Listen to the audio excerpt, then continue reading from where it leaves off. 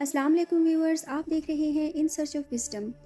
اپنے اس YouTube channel پہ میں نے کچھ دن پہلے ہی ایک ویڈیو اپلوڈ کی تھی علوی شیعہ فرقہ کے متعلق، اور اس ویڈیو پہ بہت سارا آپ لوگوں کا فیڈ بیک آیا جس پر میں سب کا شکریہ ادا کرنا چاہتی ہوں۔ کچھ پازیٹیو فیڈ بیک تھا اور کچھ نیگیٹیو۔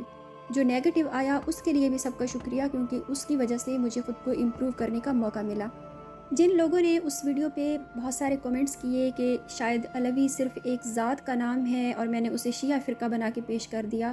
ان کے لیے بھی اس ویڈیو میں جواب ہوگا۔ اور جو لوگ یہ کہہ رہے ہیں کہ میں نے بالکل غلط انفارمیشن لوگوں تک پہنچانے کی کوشش کی ہے اور میرے تھرو جتنی بھی انفارمیشن لوگوں تک جا رہی ہے میں ان سب لوگوں کی گناہ گار بن رہی ہوں، تو اللہ تعالیٰ مجھے گناہ گار ہونے سے بچائے۔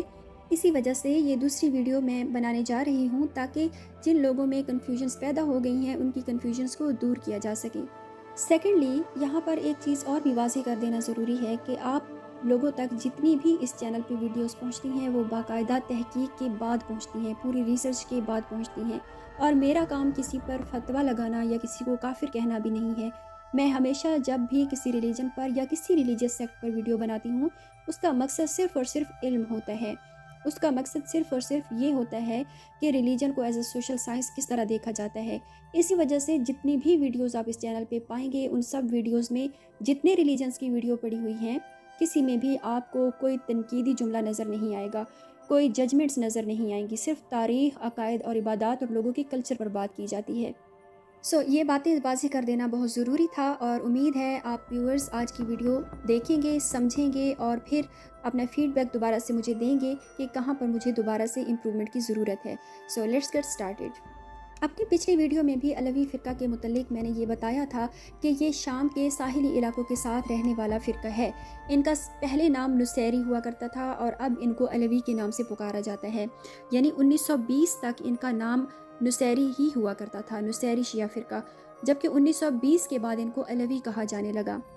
اور یہ منظر عام پر ڈیبیٹ اس وقت آئی جب حافظ الاسد نے 1971 میں ایک ملٹری کو کے ذریعے شام پر قبضہ کر لیا تھا، اور شام میں رہنے والے دوسرے مسلمان جو اکثریتی سیکٹس ہیں انہوں نے یہ کہنا شروع کر دیا کہ دراصل نصیری یا علوی یہ تو مسلمان ہی نہیں ہیں۔ اس وجہ سے حکومت کے ذریعے ہی شام میں ایک کمپین چلوائی گئی جس کا یہ مقصد تھا کہ لوگوں کو یہ باور کروانا کہ دراصل علوی شیعہ فرقہ اثنا عشری شیعہ فرقہ کا ہی ایک برانچ ہے، جبکہ اس وقت کے اثنا عشری جو اسکالرز تھے انہوں نے اس چیز سے انکار کیا کہ ہمارے اور ان کے عقائد میں بہت زیادہ فرق ہے۔ کچھ دوستوں نے یہ اعتراض اٹھایا کہ میں بالکل غلط انفارمیشن دے رہی ہوں، تو ان کے لیے عرض ہے کہ پچھلی ویڈیو کا جتنا بھی ڈیٹا میں نے لیا تھا اس کا ڈسکرپشن میں میں نے سورس بھی مہیا کر دیا تھا، لیکن بتا دیتی ہوں کہ ایک کتاب ہے میکس اسٹاک مین کی لکھی ہوئی religious minorities from Middle East. اس میں اگر آپ علوی سیکٹ کے بارے میں پڑھیں گے تو وہ لکھتے ہیں کہ ان کا کرسچین سے ملتا جلتا عقیدہ اس وجہ سے بنتا ہے کہ ڈیوائن ٹرینٹی پہ ان کا یقین ہے، یعنی محمد صلی اللہ علیہ وسلم، حضرت علی کرم اللہ وجہہ اور حضرت سلمان فارسی، یہ تینوں ڈیوائن بینگز کے طور پر ان کو دیکھا جاتا ہے اس فرقہ میں۔ اسی وجہ سے بہت ساری اور بھی اگر آپ ایکیڈیمک آرٹیکلز پڑھنے کے شوقین ہیں تو آپ کو ریسرچ گیٹ پہ، ایکیڈیمیا پہ بہت سارے آرٹیکلز اس سے ریلیٹڈ مل جائیں گے۔ دوسرا، اگر آسان سورس استعمال کرنا چاہتے ہیں آپ تو نصیریہ انسائکلوپیڈیا پھر ایرینیکا کو آپ چیک کر سکتے ہیں، اس پہ بھی نصیری شیعہ فرقہ سے ریلیٹڈ ساری یہی ڈیٹیلز لکھی ہوئی ہیں جو میں نے اپنی پچھلی ویڈیو میں بیان کر دی ہیں۔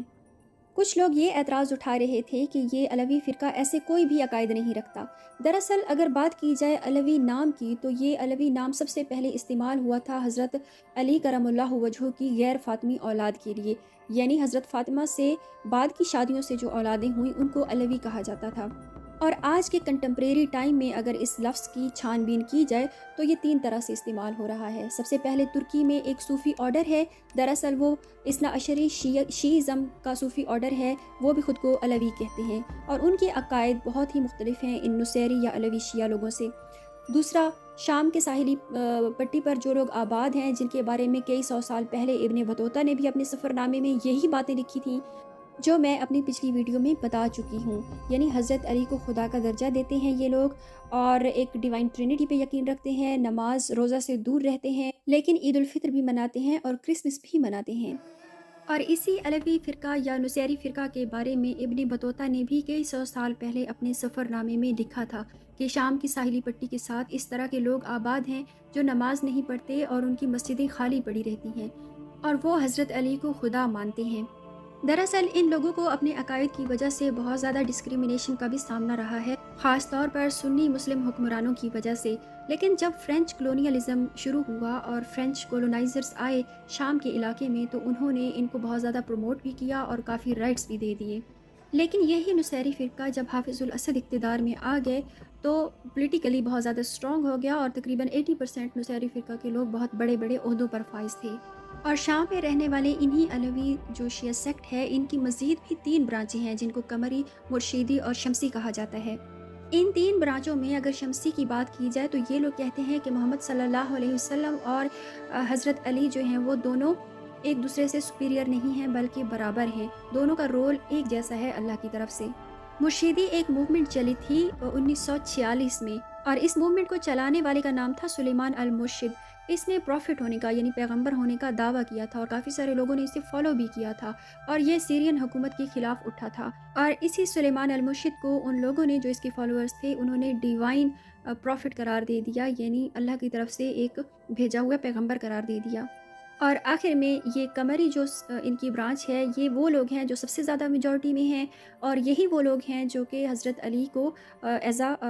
گاڈ یعنی خدا کے طور پر دیکھتے ہیں۔ یعنی علوی سیکٹ کے انڈر اور بھی برانچز ہیں جو ایک دوسرے سے اختلافات رکھتی ہیں۔ اور تیسری بات، علوی جو ذات کی بات کی جاتی ہے، کچھ کامنٹس میں لکھا گیا کہ ایک ذات ہے محض، اور یہ حنفی سنی اسلام سے تعلق رکھتے ہیں۔ علوی ذات کے حوالے سے اگر ریسرچ کی جائے تو ہمیں ایک تاریخ پر لکھی ہوئی کتاب بھی ملتی ہے جس کا نام ہے تاریخ علوی اوان، اور یہ کتاب لکھی ہے محمد کریم خان نے۔ اس کتاب میں یہ دعویٰ کیا گیا ہے کہ حضرت علی کے 5 بیٹوں میں سے ایک کا نام محمد الاکبر تھا، جن کو محمد بن حنفیہ کے نام سے بھی جانا جاتا ہے، اور پاکستان میں رہنے والے علوی اوان جو ہیں وہ دراصل محمد بن حنفیہ کی اولاد میں سے ہیں۔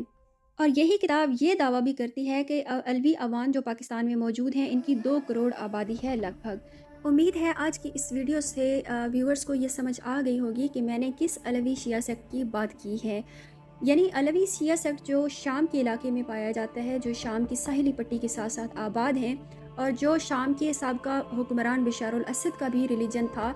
یہ علوی شیعہ فرقہ دراصل پاکستان میں رہنے والی علوی ذات سے بالکل الگ ہے، اور ترکی میں رہنے والے علوی صوفی آرڈر جو کہ اثنا عشری شیعہ لوگوں کا صوفی آرڈر ہے اس سے بھی بالکل مختلف ہے، اور یہ آج کا کوئی نیا ریلیجن بھی نہیں ہے، دراصل یہ صدیوں سے موجود ہے، جن کو پہلے نصیری کہا جاتا تھا اور اب علوی کہا جاتا ہے۔